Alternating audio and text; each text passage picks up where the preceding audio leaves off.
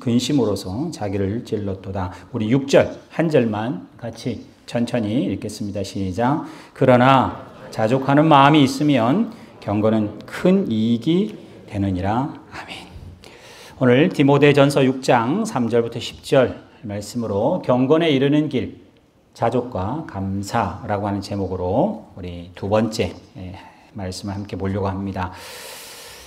지난 경건에 이르는 연습, 훈련, 하나님께서 우리를 경건한 사람으로 또 성도로서 경건한 사람입니다라는 말을 듣는 것은 듣는 게 목적은 아닙니다만 우리의 목표가 경건한 사람이 되는 것은 우리의 목표가 될 만합니다. 하나님의 성품에 달하는 것, 또 하나님이 원하시는 자리로 나아가는 것이 여러 방법이 또 스타일이 다 다를 수 있겠습니다만 하나님께서 시대, 때에, 장소에 가리지 않고 하나님이 원하시는 목표는 하나일 텐데 하나님의 거룩함 같이 하나님의 그 경건을 우리도 연습하고 훈련하는 시간이 인생일 겁니다. 그 가운데 우리 지난 시간 겸손 말씀을 드렸습니다. 여러분 한 주간 겸손을 어떻게 훈련하시고 연습하셨는지 제가 지난주부터 주보의 스타일을 바꿔서 여기도 지난주에도 9개의 문제, 지금 여기도 9 항목으로 해놨습니다. 성경 구절이 적지는 않습니다. 많은 성경 구절이 있습니다만 그 중에 꼭 하나 여러분 마음속에 품으셔서 그래서 지난주 같은 경우에 내가 뭔가를 하려고 했는데 내 마음에 걸림이 되는 마치 우리 차를 타고 가다 보면 속도를 멈추라고 과속 방지턱이 있잖아요. 그치? 그걸 보면 브레이크를 밟고 천천히 넘어가는 것처럼 어떤 상황이 벌어졌습니다. 내가 이 말을 던졌는데 이 말이 겸손한 거하고 뭔가가 상충된다 할 때 내 마음에서 누구는 아무도 모르지만 나는 내 마음에 브레이크를 한번 밟을 수 있으면 여러분에게 그 말씀이 하나의 좌표가 되고 디모데후서 3장 16절에 나오는 것처럼 책망과 바르게 함이 되는 말씀으로 여러분이 작용을 합니다. 그래서 혹시 겸손이라고 하는 것으로 잘 훈련하셔서 성공한 케이스도 있을 것이고 또 교만이라는 거 생각지 못하고도 했는데 교만한 일이 되어버려요. 겸손은 온데간데 없고 교만한 일이 벌어질 수도 있는 일들이 많이 벌어집니다. 지난 한 주간만 연습하는 건 아니잖아요. 여러분 평생에 그 한 본문 꼭 정하셔서 그 본문에 여러분의 방지턱을 하나 삼으셔서 마치 내 입술에 파수꾼을 삼는 것처럼 이 말을 하면 교만하다, 이 말을 하면 겸손하다 그 단어들을 많이 캐치하셔서 그런 말은 줄이고 될 수 있으면 줄이고 겸손한 말이었다. 내가 저분 말씀 드리니까 참 저 말은 내가 들어도 겸손한 것 같아. 그러면 내가 그 말을 자주 쓸 수 있도록 연습 훈련하시는 것이 하나님 앞에 신앙 생활일 겁니다. 하나님 여러분의 큰 업적을 내라, 큰 성과를 내라고 말하지는 않잖아요. 하나님을 닮아가는 귀한 성품이 우리에게 꼭 필요합니다. 그래서 실패하셔도 나는 100번 아니고 100번 다 실패? 그러면 101번을 또 시도하라고 하나님께서 기다리시니까 여러분 겸손을 죽을 때까지 연습 또 연습하셔서 연습하는 그것을 하나님께서 다 세고 계시고 또 그것을 겸손해졌다가 아니라 겸손해지려고 하는 그 마음이 하나님께는 기뻐하시는 마음입니다. 그게 에녹이 하나님과 동행하는 길이었고 또 그렇게 해가는 길이었을 겁니다. 우리 주중에 우리 장로님 손녀가 태어났어요. 축하하고 정말 이렇게 유도분만 하고 막 어려웠는데 결국은 이제 수술을 해서 나왔습니다. 그럼 아이가 태어나면 말을 하잖아요. 우리는 한국 사람이니까 태어나면 바로 한국말 합니까? 그러진 않습니다. 호주에 살았기 때문에 한국말을 듣고 살면 걔는 한국말을 할 거고요. 엄마 아빠가 영어를 해서 영어만 듣고 살면 영어를 할 겁니다. 이것처럼 모국어라고 말하지만은 습관입니다. 여러분의 신앙생활도 습관이 아니면 하나님이 은혜를 주신다고 말하지만은 습관이 안 되면 계속 쓰고 또 쓰고 실패하고 또 실패하지 않으면 그건 내게 안 됩니다. 우리는 요즘에 유튜브를 워낙 많이 봐가지고 영국 축구나 독일 축구나 축구들을 워낙 많이 봐가지고 눈은 하늘을 찌르는데 우리 보고 축구장 가서 한번 뛰어보라고 하면 운동장 한 바퀴만 가도 그냥 못한다 그럴 겁니다. 신앙생활에서 너무나 좋은 말씀을 많이 들었기 때문에 내 눈은 하늘을 찌르지만 막상 나의 신앙의 실력은 절대 그렇지 않습니다. 연습, 그게 신앙이지. 내 눈이 신앙생활이 아닌 것이 바리새인을 보면 알 수 있고 지금 이 시대를 보아도 알 수 있습니다. 교회도 많고 성도도 많지만은 점점 성도들을 통해서 바울이 디모데에게 말한 것처럼 말세에 보면 교회가 흉흉해진다. 뭐 세상은 말할 것도 없고요. 세상은 뭐 진짜 망할 것 같은 징조들이 너무 많습니다. 지금 뉴스도 그렇고요. 뭐 내년이 어떻다, 내후년이 어떻다, 2050년이 되면 불의 지구가 된다. 뭐 정보들이 너무 많습니다. 그거 안 봐도 우리들의 교회만 봐도 냉랭합니다. 예수 믿는 사람이 사납습니다. 예수 믿는 사람이 온화하거나 예수 믿는 사람들이 예수를 닮아간다는 흔적은 온데간데 없고 예수 믿는 사람이 더 외골스러워하고 예수 믿는 사람이 더 무서워지고 더 딱딱하고 사나워지는 것이 실제로 왜냐하면 우리가 예수 믿는 사람이니까 우리가 알잖아요. 뭐 예수 안 믿는 사람은 접어두고라도 습관, 훈련. 그래서 우리의 천성이라고 하는 것은 제2의 천성은 습관입니다. 습관, 그냥 말로 습관하니까 그렇습니다만 또 훈련하시고 기도도 훈련이고 찬양도 훈련이고 예배도 훈련일 겁니다. 이게 또 하나의 훈련이 되죠. 이걸 통해서 하나님을 바라볼 수 있는 것이 또 훈련일 겁니다. 예배 한번 잘 드리는 것으로 여러분 뭘 때우려고 하지 마시고요. 내 마음을 다 쏟아냈다고 그게 되느냐? 여러분 운동 그렇지 않잖아요. 유튜브 보면서 야 이러면 건강하다. 건강에 관한 유튜브는 수백 번을 수천 번을 보지만 내가 직접 그 운동을 실현하지 않으면 아무 정보가 쓸데 없잖아요. 오늘 그런 면에서는 우리의 신앙도 우리가 이때까지 평생을 예배하고 평생을 하나님 말씀 본다 하면서 실제로 내 손발, 내 표정, 내 말, 나의 하나는 그것을 실천해 보았는가를 생각해 보면 우리의 신앙은 머리만 있지 손발은 없는 마치 제자리만 도는 아니면 유튜브를 보는 관중과 같은 그런 시대를 실제로 살고 있다는 것을 저와 여러분이 자각하시고 또 훈련하고 또 훈련하고 경건에 이르는 길이 그렇게 쉬운 길이 아니잖아요. 쉽지 않지만은 하나님이 함께 하신다. 천국까지 같이 가자. 지금 우리는 천국 바로 가는 게 제일 좋잖아요. 그지? 아픈 것도 없고 뭐 힘든 것도 없고 내일 뭐 숙제도 있고 내일 우리 고3 시험인데 뭐 그런 거 없이 바로 천국 가면 딱 좋을 텐데 왜 그렇게 연결시켰을까? 힘든 길이지만 우리는 바른 길을 가기 때문에 그 길은 틀리지 않은 길이다. 그래서 그 길을 또 연습해야 하는데 그게 지난주에는 겸손이었습니다. 자, 겸손을 여러분 나름대로 연습하시고 훈련하셨다면 저 스스로도 겸손, 하나님 앞에 그 겸손이란 걸 생각하면 생각할수록 나의 나됨을 겸손하게 하나님께 받아들이고 다른 이들에게 복종하고 섬기고 순종하는 그 모든 겸손이라고 하는 단어 앞에 보면 결국은 저는 어디로 갔냐? 동전의 양면처럼 자족, 만족, 감사로 갈 수밖에 없어서 두 번째 이렇게 썼습니다. 하나님께 겸손해지니까 나는 아닌데 하나님이 나를 이렇게 사랑하니까 나는 약하고 나는 죄인인데 하나님은 너무 높으시니까 이 상태를 보니 하나님이 나를 사랑하신다는 것이 감사하고 또 그게 그렇게 나와야 그게 겸손의 동전의 뒷면이었던 것이 자족과 감사입니다. 그래서 오늘 제가 주보에 여러 본문들이 있습니다. 여러 본문들 여러분 한번 꼭 시간 내셔서 뭐 다는 아니라 할지라도 하여튼 뭐 핸드폰을 찾으시면 좀 빨리빨리 찾을 수 있으니까 기록은 안 한다 할지라도 그 중에 또 하나 제일 마지막에 있는 것처럼 또 한 구절을 여러분 마음속에 두셔서 겸손의 그 구절이었다면 자족과 감사의 이 한 구절은 내가 평생을 가지고 가겠다. 다음에는 두 구절 가지면 이제는 뚜엣이 되겠죠. 이제는 감사와 자족의 세 구절을 가지시면 훨씬 더 여러분을 지키시는 그런 말씀들이 더 강력하게 그게 성령의 역사라고 해야 할 겁니다. 말씀을 모르고 내 뜻대로 내 방법대로 내 기분대로 신앙생활하는 것은 굉장히 교만할 수밖에 없는 한쪽으로 치울 수밖에 없는 일일 겁니다. 그래서 겸손을 묵상하다 보니 어쩔 수 없이 그 자족 감사로 가는데 그 자족이라는 단어 여러분 그 본문 한번 보여주세요. 아까 다시 그 본문 6절, 7절 보면 자족하는 마음이 있으면 경건에 큰 이익이 된답니다. 이 자족이라고 하는 말이 충분하다. 주보에 써 있습니다. 그럼 나중에 보십시오. 자족하다, 충분하다, 넘친다라고 합니다. 하나님은 우리에게 주신 것이 하나님 이게 뭡니까가 아니라 내가 나를 알고 하나님을 하나님으로 아니까 이게 충분합니다. 자족이라는 말이 나왔고 예전 성경엔 지족이라는 말 나왔죠. 족한 줄 안다 이런 표현을 썼는데 그 자족이라는 말이 충분하다. 충분히 나중에는 내 은혜가 나에게 넉넉하다 감사로 똑같은 단어를 그렇게 한글은 다르게 쓰고 있습니다.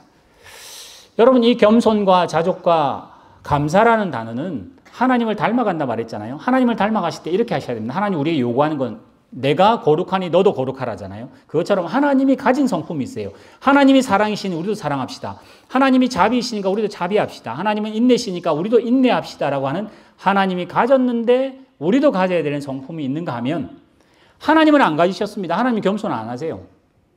하나님이 겸손 안 하면 교만한가요? 하나님은 창조주입니다. 하나님이 지존하신 분이기 때문에 그분을 겸손하다, 교만하다 말할 수 있는 기준이 없어요. 하나님은 창조주이시기 때문에.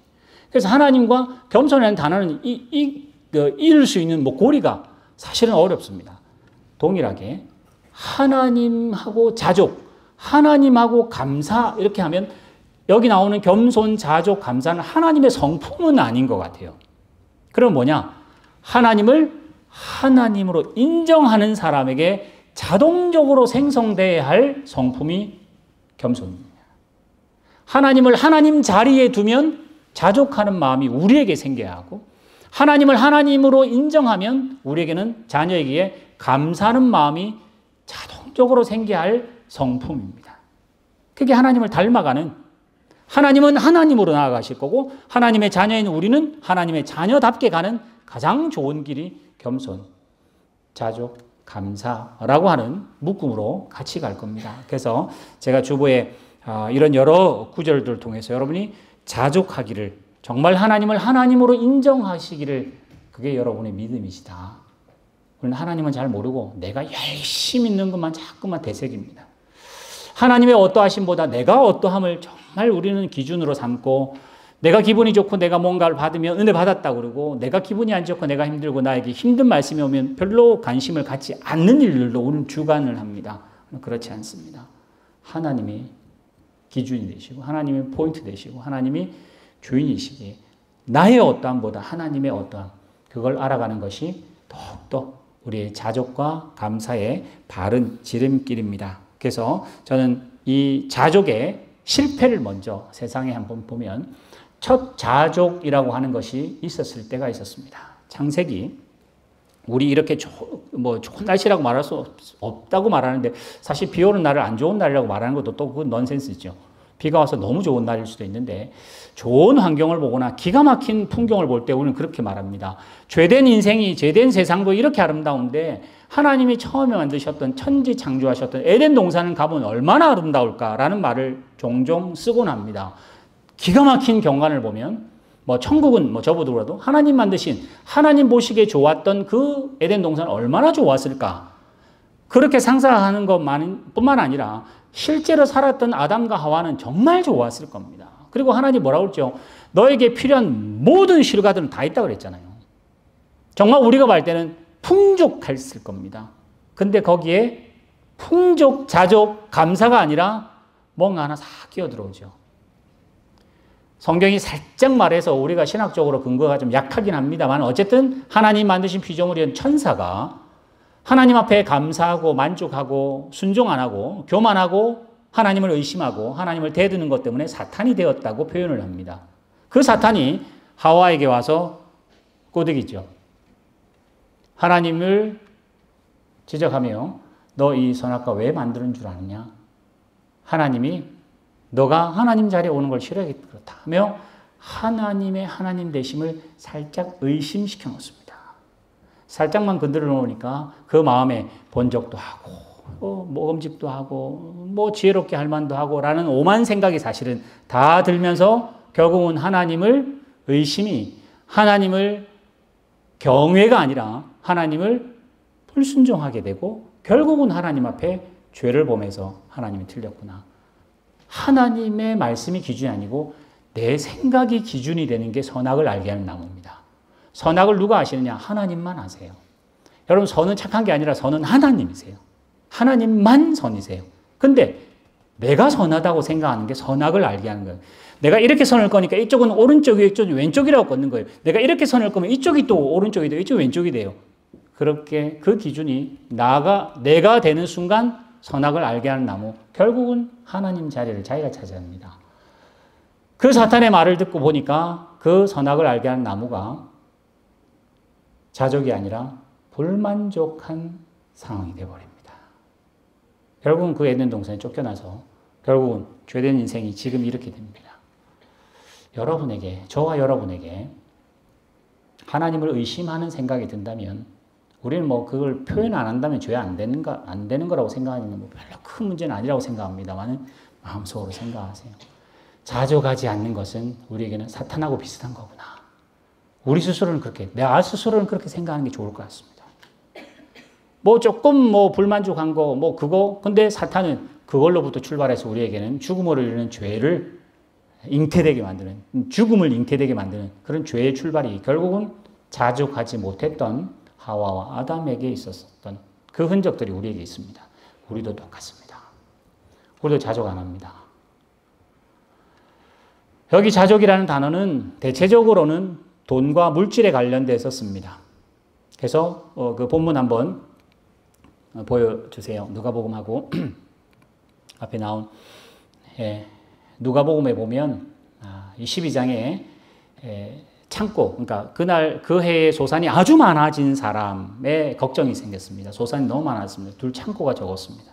이거 버릴 수는 없으니까 창고를 크게 지어서 여러 해 동안 내가 먹고 넉넉하게 우리 요즘 말하는 경제적인 자유를 누리리라 생각했는데 그날 밤에 하나님이 그 영혼을 데려가신다. 그러면 니는 소출은 풍성했지만은 하나님에 대해서 가난하니 이거 어찌할꼬 라는 그런 비유를 하실 때 15절에 그들에게 이르시되 삼가 모든 탐심을 물리치라. 사람의 생명이 그 소유에 넉넉한 데 있지 않다라고 하세요. 사실 우리는 우리의 탐심, 특별히 바울은 탐심을 굉장히 강조를 많이 합니다. 자기가 썼던 죄의 목록 중에 탐심이 가장 많이 앞에 나오는 그 악행 중에 하나입니다. 하나님이 이야기하시죠. 탐심은 물리치랍니다. 우리의 생명이 거기에 있지 않답니다. 근데 우리는 지금 살아가는 세상은 물질의 생명이 있습니다. 물질하고 생명을 바꿀 만큼 여러분 열심히 사시고요. 뭐 열심히 사는 걸 제가 폄하하는 게 아니라 우리는 그렇게 믿고 사는 세상에 삽니다. 히브리서 13장으로 넘어가면 돈을 사랑하지 말고 있는 바를 족한 줄 알고 그가 친히 말씀하시기를 내가 결코 너희를 버리지 아니하리라. 돈이 문제가 아니라 내가 문제다. 내가 너와 함께 있느냐 아니냐가 문제다. 여러분 천국을 이렇게 표현하죠. 하늘나라 그게 천국이 아니라 하나님이 함께하면 천국이고 하나님이 함께하지 않으면 어딘지 지옥이 되는 그 말처럼 하나님이 내가 너와 함께할 거다. 돈이 있으면 든든하다. 그럴 수 있습니다. 실제로 그렇습니다. 그래서 우리는 돈을 사랑하지는 않습니다만 돈의 능력은 사랑하죠. 돈의 능력이 너무나 대단하니까. 돈 때문에 사람을 살리고 죽이기도 하고 돈 때문에 국가와 국가가 서로 죽이고 살리는 일을 실제로 합니다. 요즘 경제적으로 어렵고 불확실한 때 여러분 뭘 보시냐? 돈의 흐름을 보아야 된다. 돈이 어디로 흘러가는지를 어느 사업으로 흘러가는지를 보면 부의 그 축에 여러분도 함께 편성할 수 있다. 뭐 정말 우리에게는 많은 정보들이 있잖아요. 막상 또 그렇게 돈을 버는 사람가 있는가 하면 또 그렇게 전혀 반대로 가는 사람도 있건 하고요. 한 번만 더 넘어가 봅시다. 시편 보여주세요. 그래서 저는 이렇게 한번 제안을 해봅니다. 시편 119편은 176절까지는 아주 긴 시편에서 가장 긴 시편인데 그중에 36, 37절 우리에게 이렇게 말합니다. 내 마음을 주의 증거들을 향해서 집중해라. 탐욕으로 행하지 못하게 해라. 내 마음을 하나님께 말씀으로 가게 해라. 탐욕으로 가지 못하게 해라. 너 눈을 허탄한 데 두지 말고 하나님의 길로 가게 하라. 이 말이죠. 여러분 예를 한번 들어볼까요? 우리 유튜브 많이 보시잖아요.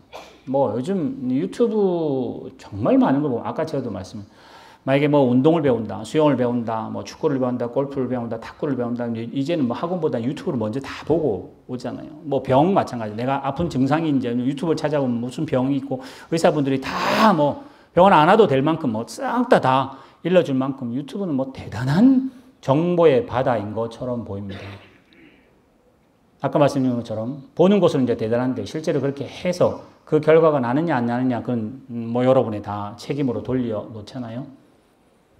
여러분의 마음 그걸 저는 관심이라고 한번 해봅시다.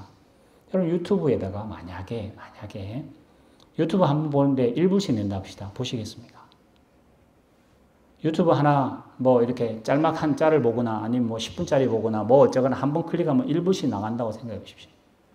여러분 그거 웬만하면 생각하시고 다시 고민하실 겁니다. 내 마음하고 일부라고 바꾸잖아요. 여러분 내 마음이 별로 안 중요하잖아요. 돈 안 드니까.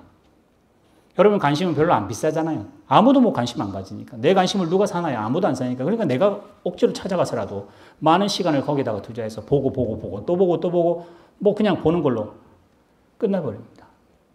여러분 마음을 일부라고 비교해 보면 절대 안 쓸 것 같아요. 저도 안 쓸 것 같아요. 그건 뭐 봐봤자 뭐. 우리 내가 뭔가를 하는 게 낫지. 아니 일부를 절약하는 게 낫지. 여러분 관심이라고 하는 것은 세상의 돈의 흐름과 흡사합니다. 별거 아닌데도 불구하고 수억 명이 보면 뭐 돈 어마어마하게 번다고 그러잖아요. 그죠? 그것처럼 여러분 마음은 굉장히 중요한 하나님의 생명이 있는 곳인데 우리는 대부분 다 내 하고 싶은 대로 다 씁니다. 그러면서 뭘 하냐? 내 마음이 자족으로 안 가고 세상의 것들을 보니까 결국 어디로 가냐? 불만족으로 갑니다. 결국은 비교하게 됩니다. 이런 것도 있네. 저런 것도 있네. 이러면서 내 마음을 예전에 제가 몇 년 전에 소개 한번 드렸죠. 우리가 좋아하는 그 네이버, 여기는 네이버 잘 안 되니까 뭐 저는 안 봅니다만 네이버라고 하는 그 첫 표지와 구글이라는 표지를 잘 보시면 구글이라는 이쪽 스타일을 외국 사람은 자기가 관심 있는 거를 찾아 들어가는 백지이지만 이쪽은 특히 우리나라 사람 같은 동양 사람들은 내 관심은 소중하지 않고 남이 뭐에 관심이 있냐 그래서 잔뜩 도배해 놓은 네이버 표지에 관심을 갖고 아 이게 요즘 사람이 관심사 1위래 그러면 거기에 들어가서 기웃기웃거려야 되고 요즘 이게 대세래 이러면 이쪽에 다 들어가서 내 마음을 거기 다 빼앗깁니다. 내 관심을 하나님 마음에 두랍니다. 하나님 마음에 두는 건 그 다음이라도 일단 내 관심을 버리지 않으려고. 내 관심은 내 영혼이 거하는 것이고 내 관심은 하나님이 거하는 것이고 내 관심은 뭐 세상과 동떨어지게 뭐 거룩하다 이러진 않지만 하나님이 나에게 주신 이 마음을 이 관심을 의의 병기로 불의의 병기로 뭘로 쓸지를 여러분이 고민하시는 것이 습관이며 훈련이고 여러분의 신앙생활의 대부분입니다. 근데 우리는 대부분 이런 거는 그냥 하고 예배 한번 잘한 걸로 뭔가 한번 하나님께 진하게 한번 하신 걸로 대신은 절대 안 됩니다. 그럼 어떤 일이 벌어지냐? 이거는 계속 껍데기를 들이게 되고 항상 습관적으로 해왔던 수많은 그런 짤들을 봤던 그게 습관이 돼버리는 그런 일이 우리에게 실제로 벌어져서 하나님을 안 닮아가는 일들이 우리에게 실제로 벌어질 겁니다. 여러분의 관심, 우리 아이들 10대 때 보면 10대의 관심이 뭐겠습니까? 재미, 인기, 막 이런 거잖아요. 20대만 돼도 관심이 확 달라집니다. 30대가 되고 40대가 되면 완전 달라지죠. 자, 30대, 40대, 40대, 50대 정말 돈에 뭐 목숨을 걸어야 할 시기입니다. 평생을 살아야 하니까. 그죠? 그래서 모든 정보들은 다 돈이라고 하는 것으로 해석이 됩니다. 여러분 또 그렇게 하셔야 됩니다. 왜? 돈을 벌어야 할 때와 또 벌지 못할 때가 있을 거기 때문에 분명히 때가 있기 때문에 하셔야 합니다. 지금 우리 고3들 있잖아요. 12학년들. 지금 당장 내일부터 시험이에요. 그러면 이 일들은 뭐 학교를 결정짓는 거하고 신앙하고 무슨 상관이 그게 아니라 그 12학년에게는 지금 하나님이 주신 그 포인트에는 그 학업에 목숨 거는 게 하나님의 명령을 따르는 거기 때문에 여러분이 돈을 벌어야 할 입장에 있다면 그 돈을 버는 일에 최선을 다하시되 돈이 목적이 아니라 그 일을 하나님이 나에게 시켰으면 그 일들로 하나님을 기쁘시게 하는 일을 해내셔야 됩니다. 그게 학생에게는 주어진 공부일 겁니다. 직장 생활을 하시는 분은 직장일 겁니다. 사업하시는 분은 사업일 겁니다. 근데 그 사업이나 그 직장이 하나님을 기쁘시게 하는 일로 갈지는 안 갈지는 여러분 고민하셔야 할 겁니다. 여러분의 관심사가 달라지잖아요. 이제 제 지금 50대 이제 중반에서 이제 후반으로 막 넘어가는 쯤에는 돈보다 훨씬 중요한 게 하나씩 둘씩 생깁니다. 건강입니다. 돈 아무리 많아도 아무리 많으면 좋죠. 근데 건강이 아프기 시작하면 아무리 많아도 별로 중요하지 않아요. 아무리 많아도 참 중요했는데 이제 아프기 시작하면 돈은 뭐 건강이 훨씬 중요하다고 액센트를 두면서 이제는 우리 나이 많으신 분들 그 카톡이나 뭐 건강에 관한 정보들이 그냥 홍수같이 넘치고 넘칩니다. 이제 60이 넘어가시고 70이 넘으시면 이제 건강에도 이제 하향세로 접어들기 시작하면 이제 인생을 생각하실 거 아니에요. 지나온 인생을 생각할 거 아니에요. 남은 인생을 생각하실 거 아니에요. 이것처럼 우리의 관심을 이 세월에 따라 바뀌어가는 이 관심에 하나님, 아까 본문 다시 한번 보세요. 내 마음을, 우리의 관심을, 여러분의 관심을 하나님 말씀과 하나님의 길에, 그래서 여러분들이 더 생각하셔야 할 건 도대체 인생이 뭔가를 미리미리 염려하시고, 염려라는 말이 걱정하라는 말이 아니라 더 깊이 고민하시고, 도대체 신앙이 뭔지. 저도 목회를 하잖아요. 그 목회, 거기에 목숨을 건다? 그럼 뭐죠? 성공하기 위해서인가요? 아니요. 오케이. 성공과 실패보다는 하나님이 나를 통해서 기뻐하시면 그건 성공일 겁니다. 여러분의 학업도 마찬가지입니다. 높은 점수 받으면 성공이고 낮은 점수 받으면 실패라고 하는 세상의 학생은 그렇게 평가할 수밖에 없습니다. 그러나 막상 한번 뒤돌아보세요. 여러분 연세 많으시면 여러분 10살, 20살 때 그 학교 다닐 때 공부 잘하는 애들, 그때는 정말 걔가 세상에 제일 행복할 애 같았는데 지금 또 그게 그렇게 크고 중요한 것들이 지금은 어떠신가요? 변합니다. 다 변합니다. 근데 오늘 여기 나온 것처럼 하나님 말씀 변하지 않는답니다. 10대는 10대대로 물론 양이 있겠죠. 30대는 30대의 농도로 하나님 말씀을 더 사랑하시고 이제 연세가 조금 더 드시면 더 깊은 관심으로 하나님 말씀에 집중하고 허탄한 것을 돌아보지 말라고 합니다. 이제 여러분들이 이 나중에 주보에 나오는 본문들을 한번 보시면서 한 구절을 딱 짚어 나중에 꼭 깊이 묵상하시고 그 구절을 내가 감사와 자족의 표지판으로 삼겠다. 방지턱으로, 오늘 대부분 성공해서 온 게 아니라 대부분 실패하고 오니까 방지턱으로 삼겠다 생각하시고요. 마지막으로 빌립보서 한번 보시고요. 바울은 여기 지금 본문에는 바울과 다니엘을 제가 두 군데 했는데 다니엘은 여러분들 본문 찾아보시고 하십시오. 참 기도할 수 없는 상황인데 기도했고 또 감사할 수 없는 상황인데 감사로 기도하는 참 사자굴 직전에서도 감사하는 다니엘 한번 찾아보시고요. 바울은 보시면 내가 궁핍함으로 말하는 것이 아니다. 이 사항은 여러분이 아시는 것처럼 빌립보 교회가 바울에게 헌금을 합니다. 이렇게 물질을 제공을 해요. 또다시 그를 위해서 기도합니다. 그때 바울이 감옥에 있으면서 하는 소리예요. 너가 나에게 헌금을 해서 너가 나를 도와줘서 다시 이런 말을 하는 거 아니라는 것을 누차 반복하기 위해서 내가 궁핍함으로 말하는 것이 아니다. 어떠한 형편이든지 내가 자족한 걸 배웠답니다. 나는 비천에 처할 줄도 알고 풍부에 처할 줄도 알고 배고픔도 배부름도 풍부 궁핍도 일체의 비결을 배웠답니다. 이런 겁니다. 감옥 밖에 있으면 복음에 진전이 있을 거고 내가 감옥에 매여 있으면 복음도 매인다. 절대 그렇지 않다라는 걸 이야기하잖아요. 내가 감옥에서 나는 매였어도 복음은 더 하나님께서 잘하는 사람 못한 사람 복음을 싫어하는 사람 좋아하는 사람 관계없이 복음은 날갯짓 한다. 나하고는 전혀 상관없다. 내가 공부를 잘하는 게 영광이고 공부를 못하면 하나님께 먹칠이라고 생각하는 우리들에게 하나님 그렇지 않다고 이야기하잖아요. 인생이 정말 그렇습니다. 여기 나오는 바울은 일체의 비결을 배웠답니다. 그러면서 13절 우리 너무 잘 알고 뭐 복음성에도 뭐 자주 등장하는 건데 내게 능력 주신 자 안에서 모든 거 못합니다. 거꾸로 내게 능력 주신 자 안에서는 어떤 상황도 이겨낼 수 있다고 해석하셔야 합니다. 모든 걸 할 수 있는 건 아닙니다. 여러분 어떤 상황을 하나님이 허락해도 아멘이라고 할 수 있는 게 능력 주시는 자에서 모든 걸 할 수 있다는 겁니다. 이 본문을 나중에 본문 하나 더 넘겨주세요. 나중에 바울은 이 비결을 이런 데 해석하는 게 가장 저는 좋겠다고 이 본문을 썼습니다. 바울이 삼청전이라고 하는 아주 그 요한계시록에 나오는 듯한 그 환상을 봤습니다. 너무 신기한 걸 보고 너무 대단한 걸 봤기 때문에 하나님께서 그에게 교만할 것 같아서 그를 좀 겸손하게 만들려고 여기 나온 대로 여러 계시가 너무 크기 때문에 내가 자만할까 봐 교만할까 봐 하나님께서 나에게 육체의 가시를 주셨다. 큰 병이었던 것 같아요. 대부분 간질이라고 생각합니다. 만약에 이런 겁니다. 아주 뭐 말씀의 능력도 있고 뭐 이렇게 성경 그때는 편지였겠죠. 편지 쓰는 거 보면 정말 하나님 말씀하는 것 같은데 막상 설교하면 말도 어눌하고 설교하다가 막 간질 거품 물고 뒤집어지고 남의 병원 고치는 자기 병원 안 되고 뭐 이러면 바울의 능력이 전혀 가려질 텐데도 불구하고 하나님 그 병을 도시었답니다. 그냥 내가 그 병 없애지기를 3번이나 간구했는데 하나님 말씀하시기를 내 은혜가 너에게 족하다. 이걸 바울에게 말씀하셔서 바울은 아멘이라고 하고 일체 비결을 배웠다고 표현을 해요. 우리는 이 수준까지는 아직 안 되죠. 하나님 이거는 아멘인데 이거는 아멘이 아니고 이거는 오케이인데 이거는 용답이 안 되고 이거는 되는데 이거는 아니고 뭐 이런 여러 가지 우리는 기준이 있습니다. 그러나 바울은 지금 이 하나님의 하심 그걸 제 주보에는 섭리라고 그랬습니다. 섭리. 하나님이 하시는 섭리라면 그 길이 틀어진 것 같아도 하나님이 하시는 일이라면 하나님께 영광, 우리에게는 은혜가 된다. 재작년에 제가 설교 한번 드리면서 수학 이야기 한번 했었어요. 유클리투스라고 한 유클리투스, 이 지금 발음이죠. 이 수학 세계에 있어서 2차원 세계, X, Y, Z 이런 세계 2차원, 3차원 넘어가잖아요.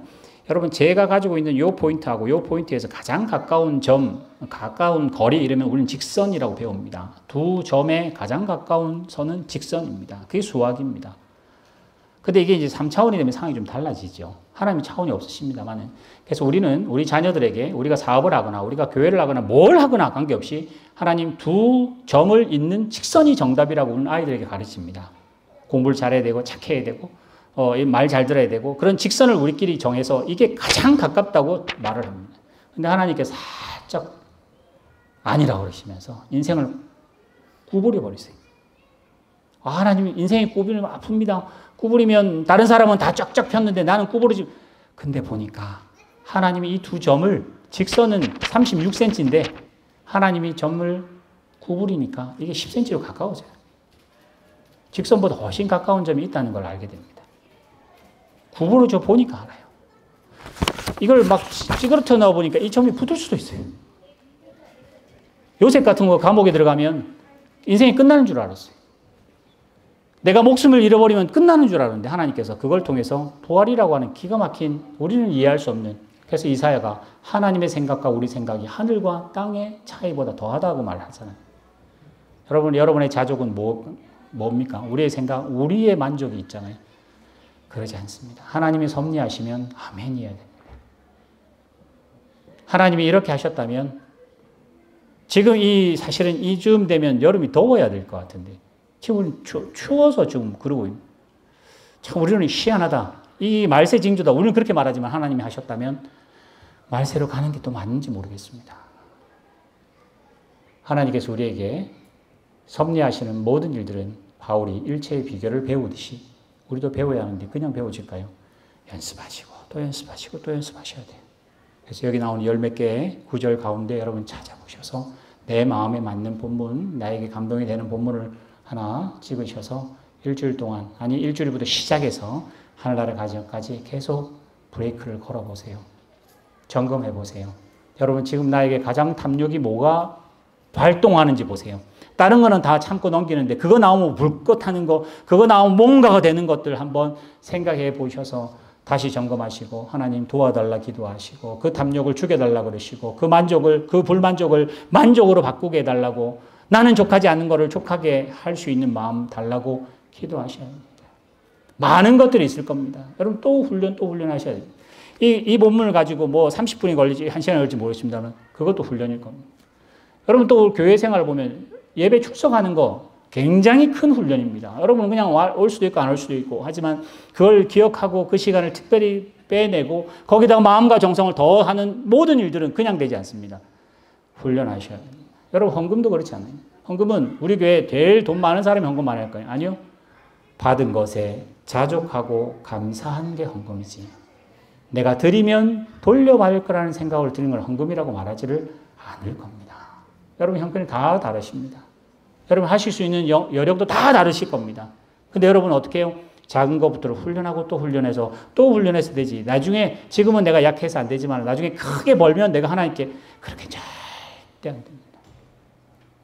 여러분의 신앙생활 지금부터 쟁걸음부터 다시 훈련 또 훈련하셔서 하나님이 참 잘했다 칭찬하시는 그 자리까지 또 잘할 수 있도록. 그래서 아까 제가 말씀드린 것처럼 우리는 정보가 너무 많고 우리 신앙생활 참 많이 한 것 같은데 실제로 연습은 별로 안 하고 소위 말하면 이론은 많이 했는데 실천은 참 적었던 우리들 다시 한번 한 주간 동안 경건으로 가는 이 길, 이 한 주간 겸손과 자족과 감사로 또 훈련하셔서 하나님 보시기에 더 풍성한 여러분 되시고 결론으로 이렇게 바울이 하다 보니까 어떻게 나오느냐. 결국은 자족과 감사의 끝을 보니까 분해를 해보니까 하나는 나는 하나님의 은혜를 못 받을 사람이라는 걸 안다는 게 첫 번째였고 못 받을 나에게 하나님이 과하게 크게 더하게 주셨다는 걸 알 때 자족과 감사 그 두 단을 합쳐보니 은혜라고 하는 단어가 생성됩니다.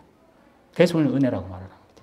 주시면 은혜고 안 주시면 은혜 아닌가요? 주셔도 은혜인데 지금 안 주셔도 은혜가 되는 것이 지금 우리들입니다. 살아계신 하나님 아버지 감사합니다.